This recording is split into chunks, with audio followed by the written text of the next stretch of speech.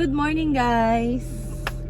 Long time no vlog guys. Kasi yung vlog ko na ina-upload ko now is Pinas Vlogs pa. So, tagal kong hindi nakapag-vlog.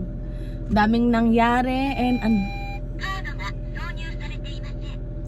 ang daming nangyayari. First of all, kita nyo naman, iba yung sasakyan ko kasi pinalitan ko na yung sasakyan ko. Si Juju dahil kailangan na siyang i-rehistro again kasi every 2 years ang rehistro dito.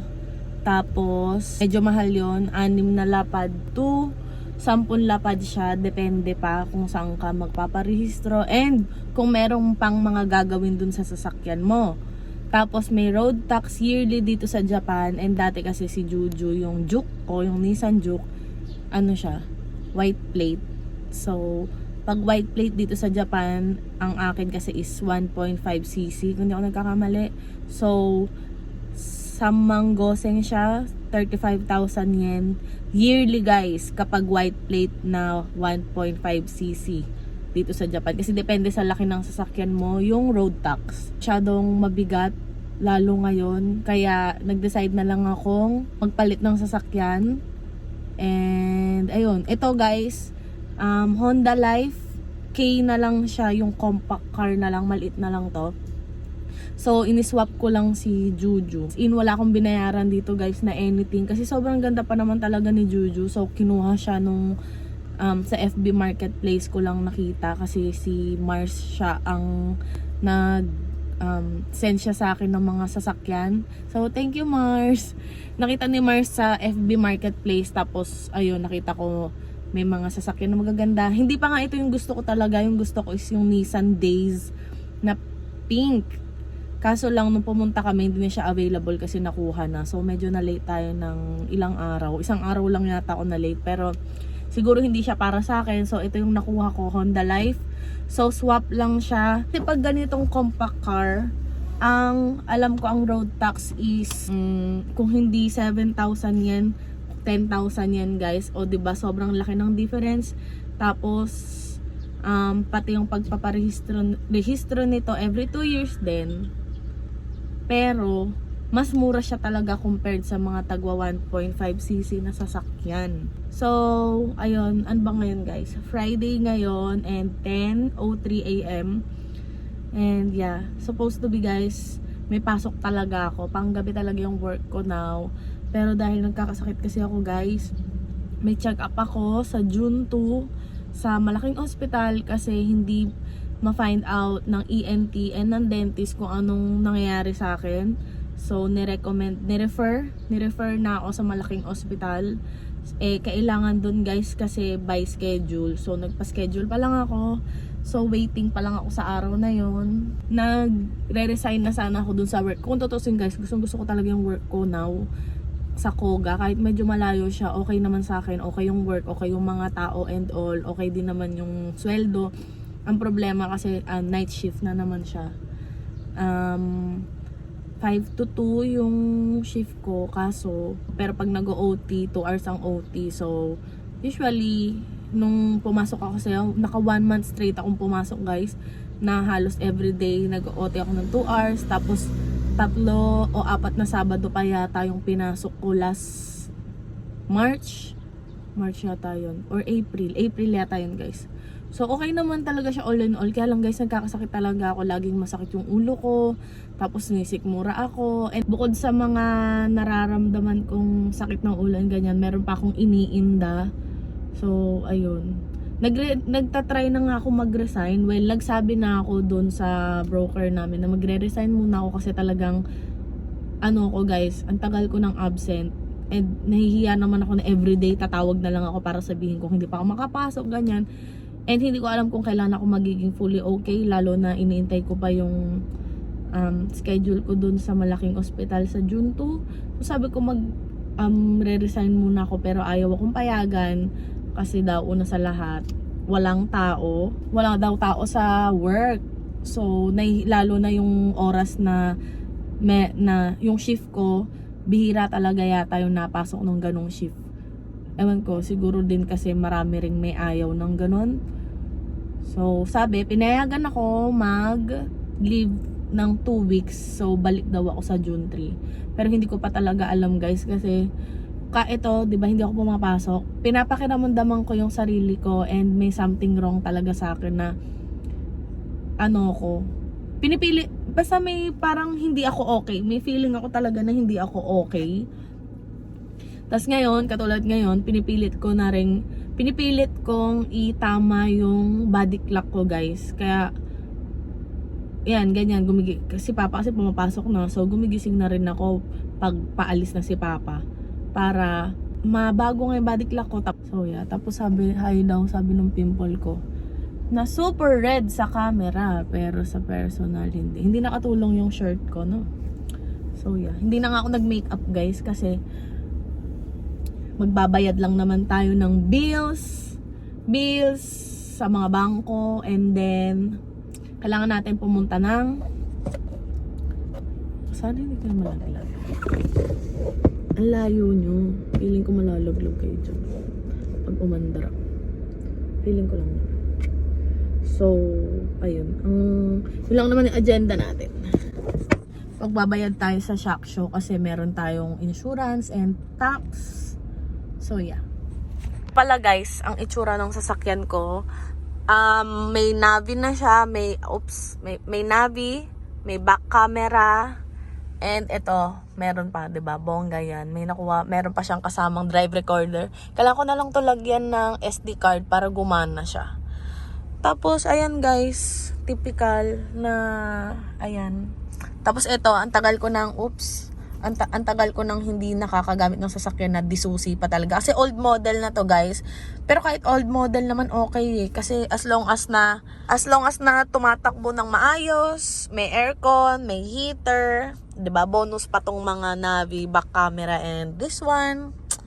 Okay na din. Ito lang, ewan ko bakit naman may gas-gas yung salamin nito. Nasa loob yung gas-gas niya talaga. Oh, hindi mo makakapa. Hindi ko naman alam kung bakit yan nabasag na ganyan. Pero, anyway, yun lang naman. And then, ang pinaka-importante guys, may Bluetooth. Problema ko lang ngayon. talagang sabi pang problema, no? Ito pa talaga. Wala kayong paglagyan, hindi ko alam. Or dito na lang tayo sa may tissue. Kasi mas safe kayo doon. Aray ko. Diyan na lang kayo. Whoops. Wait lang po. Kasi sana hindi magasgas yung camera. Inibago ko dito kasi ang liit niya. Hindi ko, parang open na open pa ako kasi ang lalaki ng bintana niya. Parang kitang-kita ako, ganun. Kailangan natin magbayad ng bills, adulting. At guys, matipid din to sa gasolina. Kasi ilang kilometer ang per liter nere. Gusto ko nga itong bilan nung hindi kasi ako sana yung lahat kasi ng sasakyan namin na nagamit before, binibilan lagi namin ng handle. And gusto ko talaga siyang bilan ng handle. Ewan ko, parang masanay akong mas mataba ang gloomy ng weather today. Parang next week din yata ganyan ng weather. Cute palang color ng car ko guys. Sky blue. Wow, gilid na gilid ako dito. Tapos nilinisan namin to ni Papa noong nakaraan. Pareho yung sasakyan namin. Nilinisan namin pareho ni Papa yung mga kotse namin noong nakaraan. Pero ayun. The next day, iniputan ng ibon. Tapos guys, alam nyo, nawala na yung nagpa-treatment ako sa Pilipinas nung cystine ba yun? Ewan ko anong tawag nung treatment doon. Pero nawala na yung effect niya. Kasi parang 3 days ago, parang napansin ko nag-dry yung hair ko. Or sa shampoo to na ginagamit ko ngayon. Kasi nagpalit ako ng shampoo dahil binabalakubak ako. Yung balakubak ko naman guys, hindi yung nalalaglag. Na lang siya. Kung hindi ko rin lang naman kakamutin yung ulo ko, hindi ko malalaman na may balakubak ako. Or basta gets nyo na yun. Kaso lang, pinalitan ko siya kasi ayoko naman yung may ganun. Natatakot akong mag-build up lalo yung yung dandruff. Tapos ayan, tingnan nyo. Sobrang dry na ng buhok ko. Ito pa yung na bleach dati, ang alam ko. Kaya ayan siya. Dito sa Japan, malaki naman talaga yung sweldo pag kinumpara mo sa Pilipinas. Di hamak naman talagang sobrang laki. Pero ang taas at ang mahal. Taas, mahal ng cost of living. As in. Yung 10,000 yan mo dito, yung isang lapad mo, pag namili ka sa supermarket, sobrang konti na lang ng mabibili mo. Kung hindi ka mag-aabang ng mga sale, ganyan, grabe mahal yung mga bilihin. Prutas, gulay, karne, mahal din talaga. Tapos ayan, ang dami maraming benefits, talaga namang sobrang daming benefits dito sa Japan na kahit kaming mga foreigner na may lahi is rin naman, nakukuha din namin yung mga halos lahat ng benefits na meron ang Japan, nakukuha namin. So yun lang, lang din talaga. Pero lahat din ng bayarin, syempre kasali tayo. Katulad ng sasakyan, rehistro, road tax, tapos yung tax sa sweldo, income tax, residence tax. Yeah. Tapos lahat ng bilihin dito may tax. Yeah. Ang mahal ng bilihin. Sa Pilipinas din ba may tax yung mga binibili? Or nandun na sa presyo? Dito kasi sa Japan, nakalagay siya usually parang halimbawa 450 plus 8 or 10% tax yata yung tax dito ngayon. Hindi ko sure. Parang 10% na nga yata. Kahit saan yan guys, kahit mapa drugstore, Daiso, sasakyan, bibili ka sasakyan or anything, lahat dito may tax. So, ang daming bayarin. Ang laki ng sweldo. Kung hindi ka rin lang talaga magtitipid at hindi ka mag-iipon, mahirap din talaga ang hindi naman mahirap ang buhay kasi syempre nga dito sa Japan ang labanan pag masipag dito naman kasi sa Japan pag masipag ka magtrabaho, masipag ka pumasok, syempre more sweldo. Ganun. Parang may tumutunog sa sasakyan ko. Tsaka bakit ang traffic today? Alas 10 na nga ako lumabas para hindi tayo sa ang pangalan nito, rush hour. So, if tuluyan naman pala akong mag-resign dun sa work ko, hindi ko naman alam kung anong next work ko. Hindi ko pa sure. Kasi ang dami ko pang pinag-iisipang gawin. Yan yung munisipyo guys dito. Bagong gawa yan. Parang 2022 yata yan nagawa. And yeah. Ito yung parking. Alam ko walang bayad yung parking pero hindi ko alam kung ngayon lang or what, pero so far wala naman ngayon. So far wala naman ngayong bayad. Yeah, ayun siya. Tara na. Baba na tayo. Guys, bagong gawa etong silong na to. Yan ang Japan. Ang tahimik lang. Usually ganyan talaga. Bus stop. May bus stop na rin dito. Ayan, City Hall. Alcohol nga muna tayo.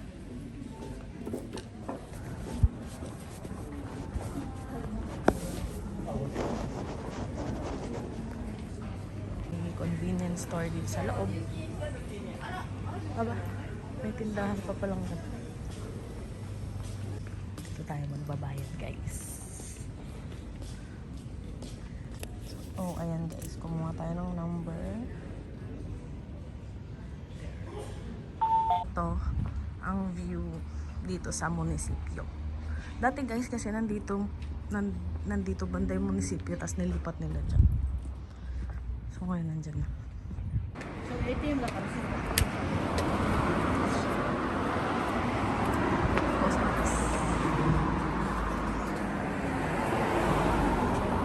So, kailangan natin mag-intay kasi mayroon pang nasa loob. Ito tayo.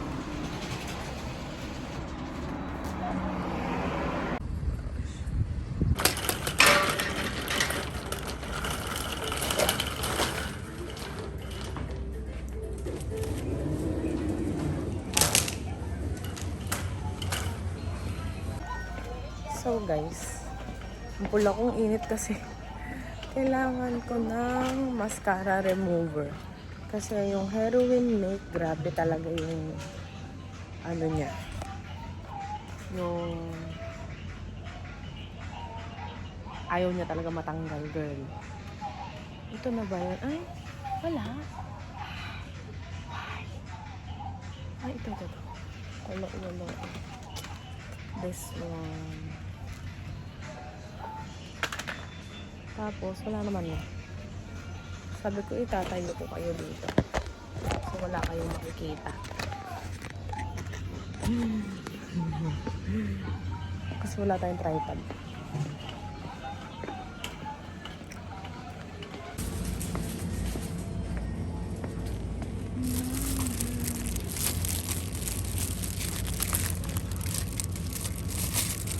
Ano ba ang presyo? Magkaiba. Mas mura ito. Tapi na. Ito na lang. Banana.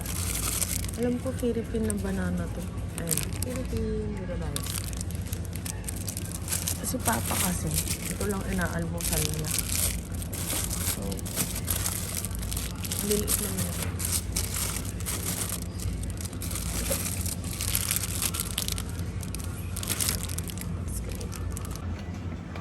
Bili tayo ng lemon tea. Ay! Walang malamig na lemon tea, puro maliliit. Pero bili tayo ng malaki. Malaki. Hindi rin naman kada inom nagle-lemon tea ako, guys. Nililis ko din naman. Dalag. Makapag-vlog ba tayo dyan? Hindi kaya. Tapos ilang araw na ako nag-crave dito, guys. Ang sarap nito, sobra. Kukunin natin dalawa. Guys, masarap din to mga to. Dati may time na na-addict ako dito sa Ichigo. Si Kuya favorite yan.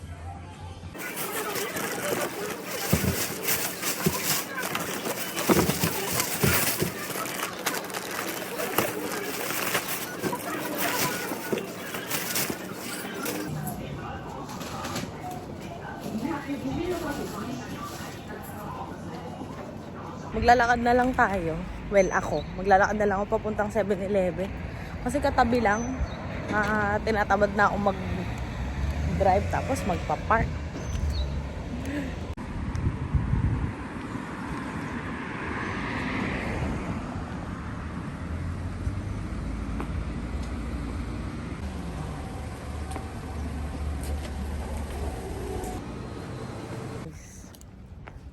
Nakakapagod magbayad. Nakakapagod, nakakalok.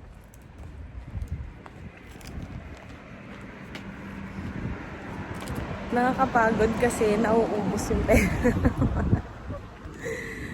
Nakakalok. Pero at least, 'di ba? Nakakabayad ng mga dapat bayaran. Parang hindi na ako sanay. Anyway guys, alam nyo ba kung anong pinapanood kong series ngayon? Hannah Montana.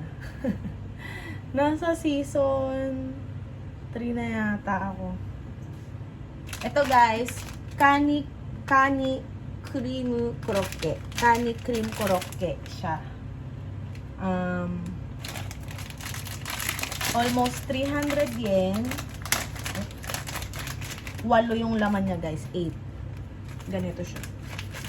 Alam niyo, meron akong nakita sa ano eh. Kung ano daw yung laki ng picture, yun din daw yung actual na laman. So, try natin. Ano? In fairness, almost. Oo, siyam siya nga. Ang galing. Nakita ko yun sa Facebook. Ay, meron pala akong Horenzo dyan, guys. Nag-ano ko ng spinach na may butter, tas salt lang. Tama-tama. Hot. Alam nyo guys, kulang sa akin to eh, pero sige na lang. Pero pa naman ako mag-init, pero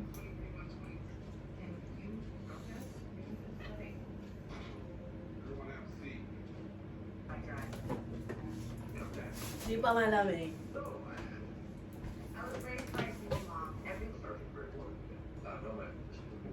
Hmm? Di pa talaga malamig. Panghimagas guys. Milo na biscuit.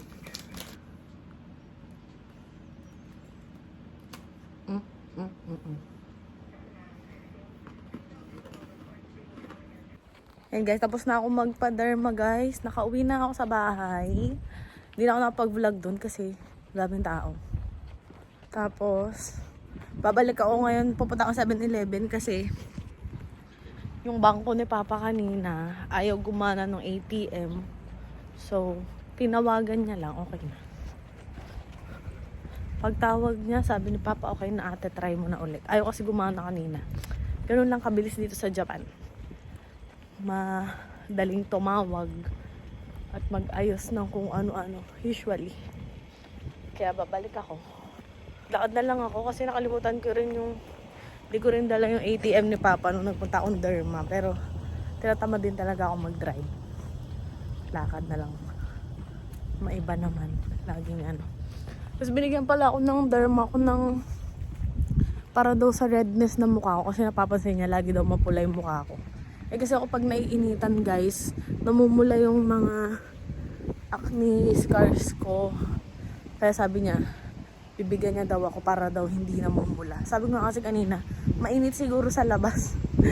Mainit kasi sa labas kaya siguro ako namumula. Pero yun nga, binigyan niya ako. Sumaglit ulit ako sa Welsha. Kasi nakalimutan kong bumili ng panty liner. Hindi ako mabubuhay ng walang panty liner. Magmerienda tayo. Bibili sana ako ng siopaw, guys. Ang problema, walang tindang siopaw ngayon. Bakit ganun? Ngayon ko lang na-realize na walang tindang siopaw pag magsa-summer. Hindi ko alam. Pero wala. Parang bigla ko kasi naisip na gusto ko ng siopaw. Doon kaya sa Family Mart may siopaw. Lakad kaya ako. Para lang sa siopaw. Medyo malayo yung Family Mart. Wala. Kain na lang tayo ng tinapay. Pag uwi guys, lock agad ang door. Kasi mahirap na. Ang panahon ngayon.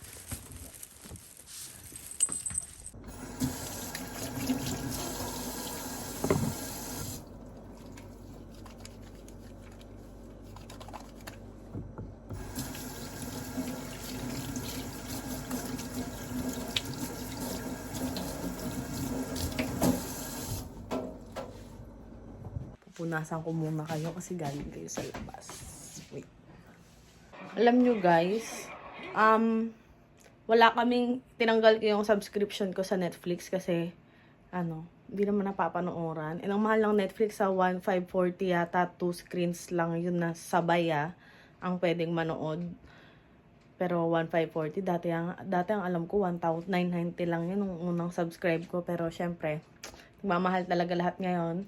Tapos may Prime, rin ako dati. Naka-Prime din ako sa Amazon dati. Pero ngayon tinanggal ko kasi kasi may Prime Video na rin yun. Pero hindi ko naman nagagamit. So, tinanggal ko muna. So, ngayon, ang meron lang kami is Hulu and Disney Plus. Kasi naka-promo siya na dalawa na yung platform na yon 1,540. O, diba? Mas mura. Ang naman guys, kahit na ang dami ng pagpipilian na pwedeng panoorin, nakakaano pa rin na wala kang mapanood. Wala ka pa rin mapanood, nakakaloka. Hindi naman sa wala, pero alam mo yun, may time na parang, ayoko yan panoorin. Parang ganon. I don't know. Kung ako lang yun. Ang dami sinabi. So, ito yung aking orange. So, initin natin guys. Kasi kakain ako. Oops. Kainin natin siya. So, kasi kumain muna ng maalat bago matamis. Itong Glee, hindi ko pa yan napanood kahit isang episode yata or tinry ko din before. Pero, yeah. Yung Ugly Betty, hindi ko rin yan. Gusto ko guys, alam niyo yung mga old movie. Hindi naman old movie. I mean, movies na based parang 1960s, 1980s, ganun. Parang yung mga ganito. Yung The Help na palabas, ayan, gusto ko yun. Pero gusto ko yung parang, ewan ko, lately parang yun yung mga gusto kong panoorin. Itong Wizards of Waverly Place, hindi ko pala yung natapos ever. Try nga natin. Ibang episodes, ano na ba ako? So, season 2, episode 25 na ako, guys. Yung mga napapanood ko pala niyan dati, season 1 lang. Akala ko, napanood ko na, natapos ko na tong series na to. Di pa pala. So, ayun. Kain tayo, guys. Ginawang ano yun. Gusto ko sana magkanin, kaya lang, mamaya-maya lang, magdi-dinner na. 2 hours na lang, or 3 hours. Snack na lang.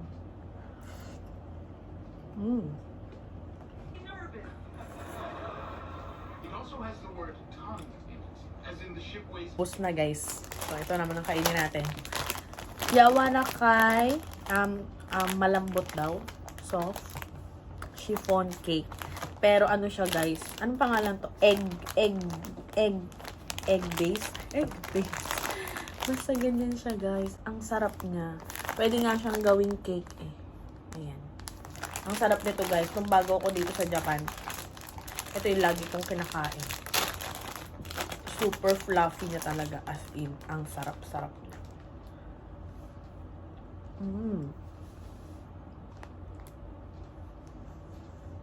Hop.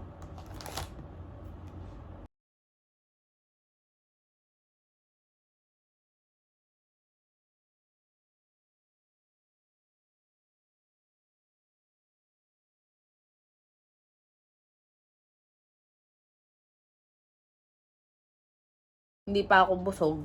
So, ito, shrimp flavored rice chips. Masarap to, guys.